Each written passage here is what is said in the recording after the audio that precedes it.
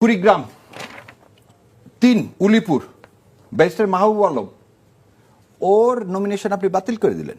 কি জন্য বাতিল করে দিচ্ছেন?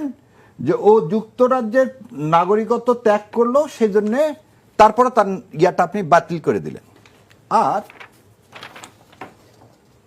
ফেনী ৩ আব্দুল আওয়াল মিন্টু সেম ফর্ম, এনারটা আপনি কি করে দিলেন? বৈধ ঘোষণা করলেন। মান্না ভাইয়ের বগুড়ারটা আপনি বাতিল করলেন, ঢাকারটা অ্যালাউ করলেন। তাহলে আপনি সরিষার মধ্যে যে আর দেখেন, এবারে যে কথাটা বলবো একদম সমস্ত বিএনপির ভাই থেকে শুরু করে সবাইকে ওই সম্মানের সহিত বলতেছি, আমরা একটা ডেমোক্রেসি চাই, সেই জন্য আমি এই ডকুমেন্টগুলো দেখাচ্ছি, না হলে আমি হয়তো দেখাতাম না। এটা কাউকে হার্ম করার জন্য না।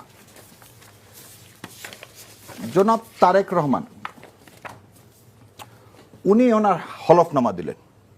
হলফনামায় আপনি পূর্বে দ্বৈত নাগরিকত্ব ছিলেন, পরিত্যাগ করেছেন কিনা, যদি হ্যাঁ হয় তবে নাগরিকত্ব প্রয়োজন হবে।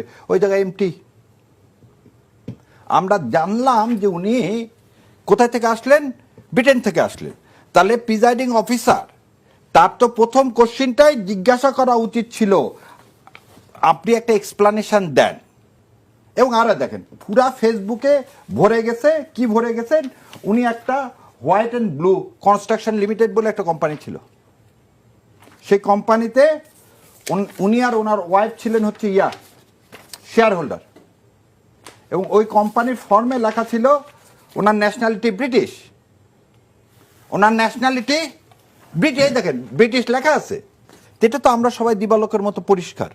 তাহলে প্রশাসন এই কাজ করার পর আমি কিভাবে ধারণা করব না যে এখানে ইলেকশন ইঞ্জিনিয়ারিং হবে না?